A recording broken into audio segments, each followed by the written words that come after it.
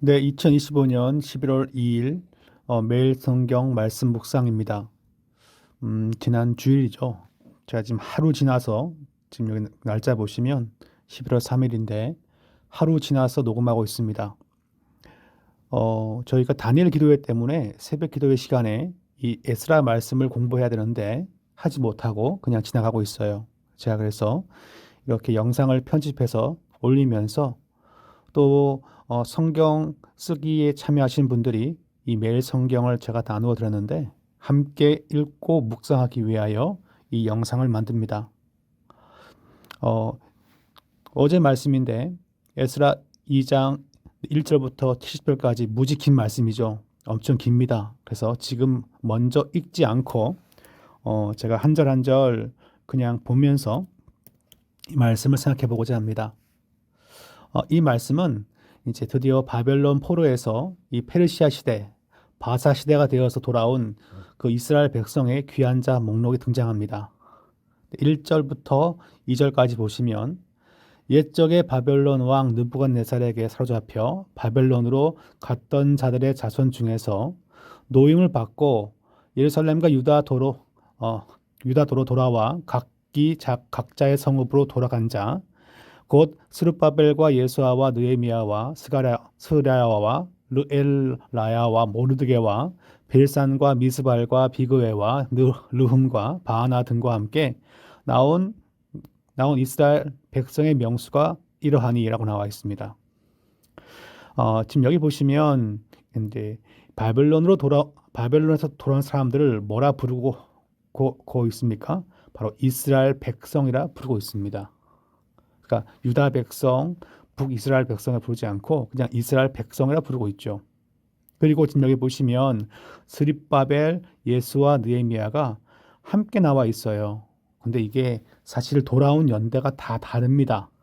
그래서 스룹바벨은 금방 돌아왔을 때가 아니라 돌아와서 한 20년쯤 지났을 때 그때 이스라엘 백성들의 리더였습니다. 그러니까 그 앞에 보시면 세스바살이 나와 있는데 그 사람이 처음 돌아올 때 총독이었습니다. 그래서 약간의 연대 차이가 있어요.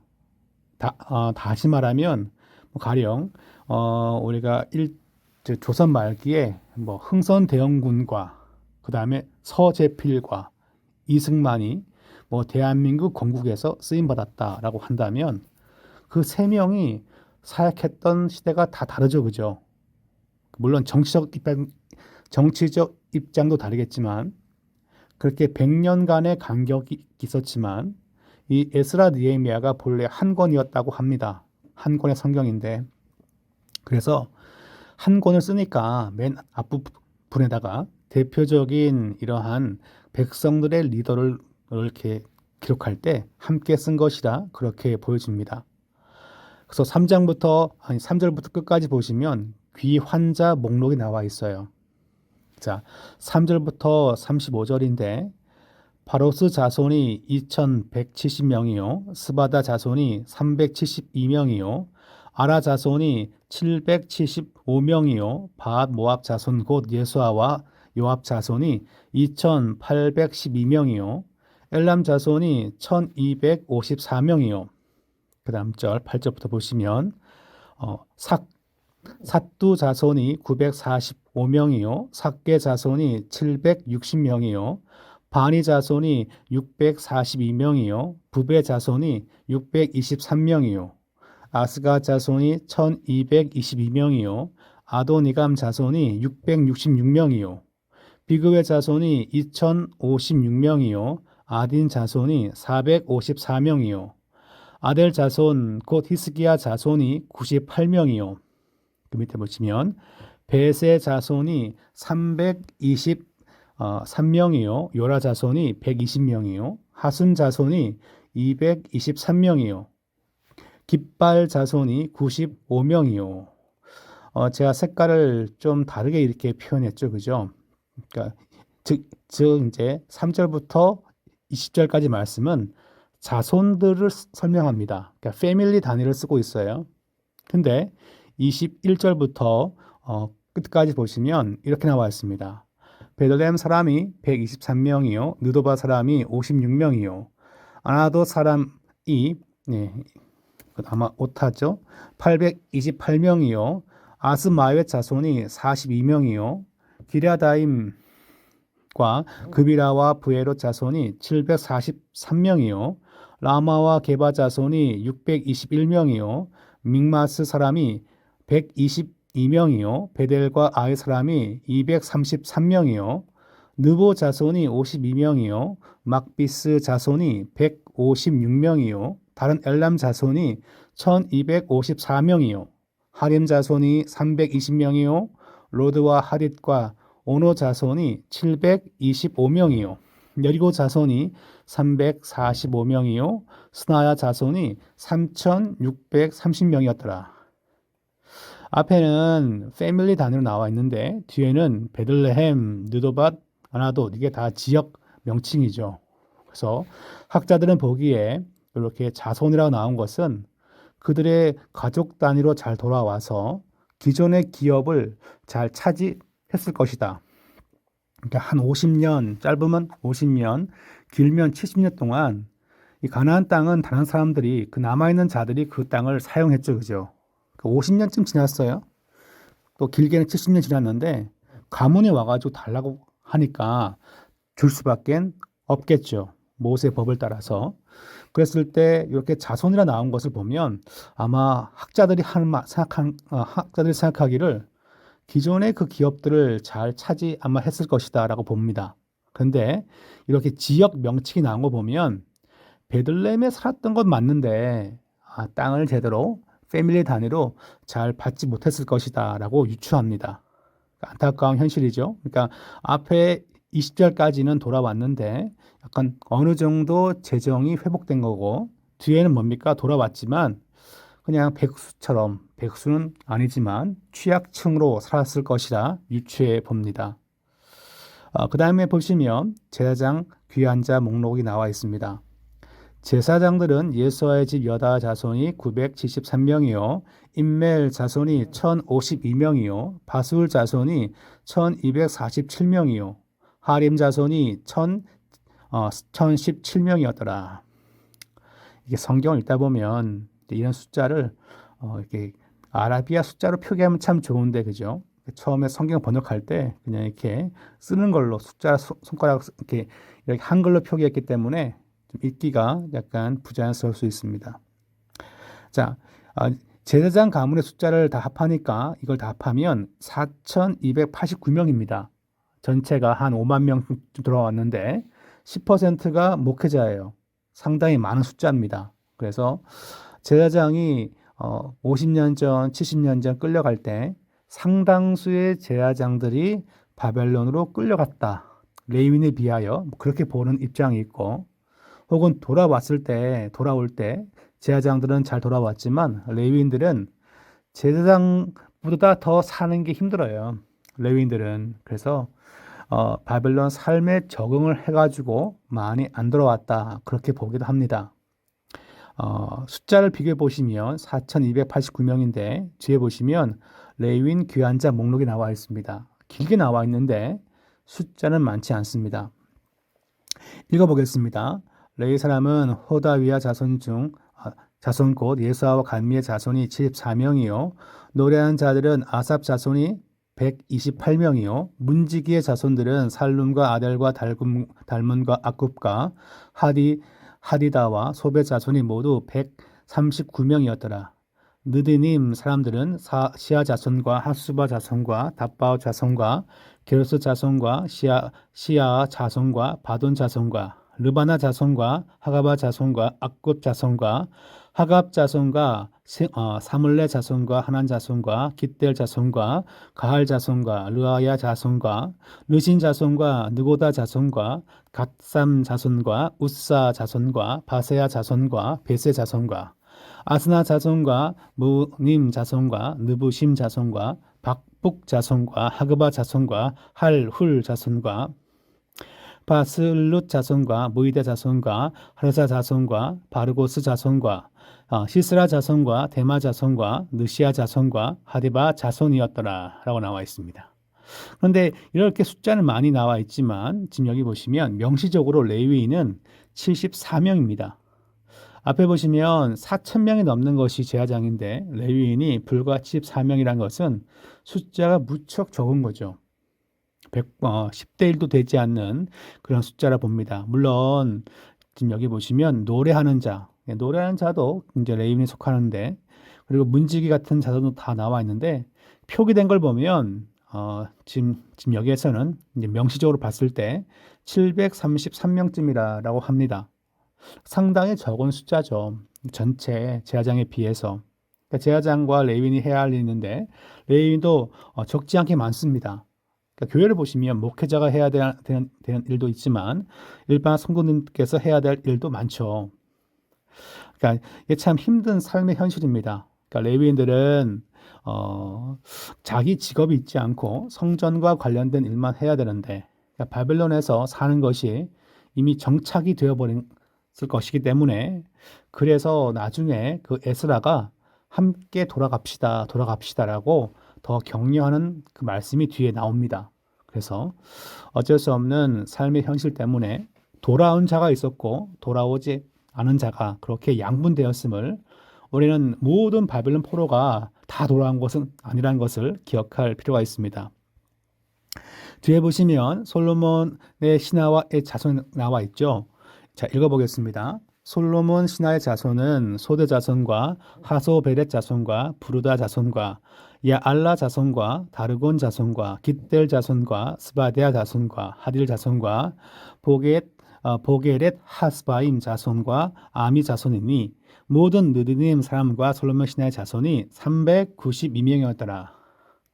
솔로몬 신하의 자손이 왜 나옵니까, 여러분? 특이하죠, 그죠? 솔로몬은 성전을 지었어요, 그죠?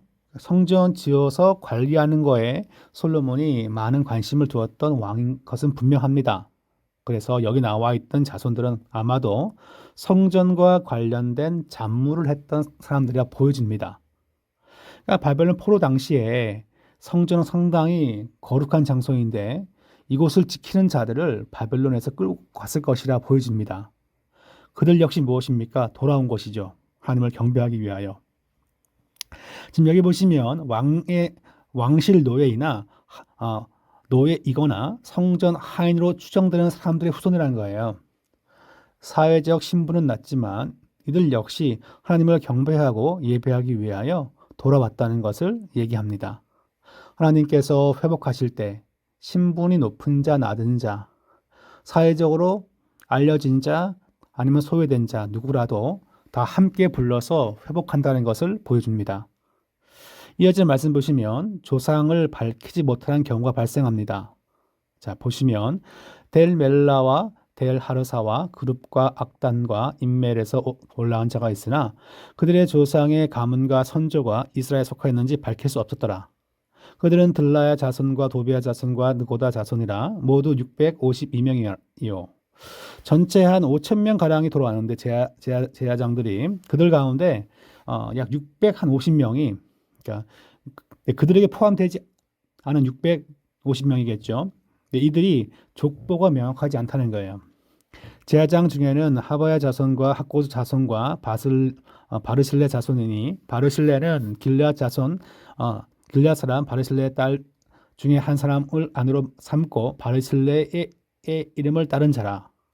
이 사람들은 계보 중에서 자기 이름을 얻지도 못하므로 그들을 부정하게 여겨 제사장의 직분을 행하지 못하게 하고 진짜 신실로 그러니까 진실로 혹은 참말로 이들이 정말 제사장이었다면 안타깝죠, 그죠?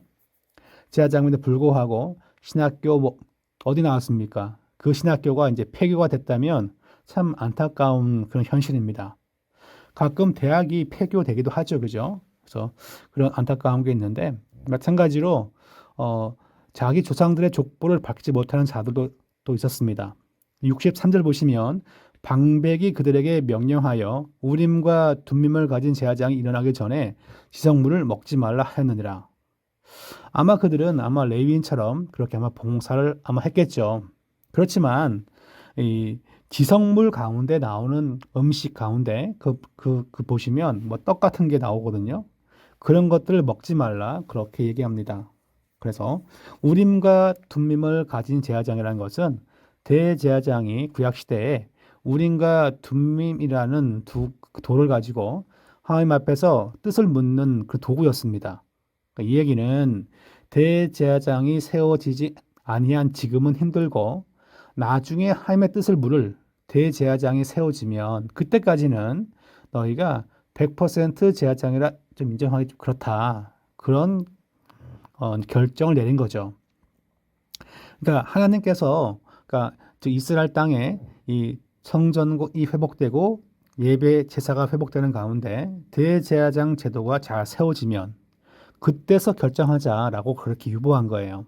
그러니까 하나님은 사람들이 많이 몰려와서 이렇게 뭔가 세워지는 것도 하나님의 뜻 가운데 포함되겠지만 무엇보다 하나님께서 그들에 대하여 정통성을 판단하신다는 거죠. 그와 같은 영적인 원리를 요 한 절이 보여줍니다. 마지막으로 보시면 귀한, 그 밖에 귀한이라고 나와 있는데 자 읽어보겠습니다. 온 회중의 합계가 42,360명이요. 그 외에 남종과 여종이 7,337명이요. 두 합하면 거의 5만 명이거든요. 노래하는 남녀가 200명이요. 말이 736명이요. 노새가 245요. 낙타가 435요. 나귀가 6,720이었더라. 짐승까지 왜 기록했을까요? 하나님의 도구로 사용되는데 동원된 자들에 대하여 정확하게 계수한 것입니다. 하나님께서 사람과 짐승과 재물까지도 계수한다는 거예요.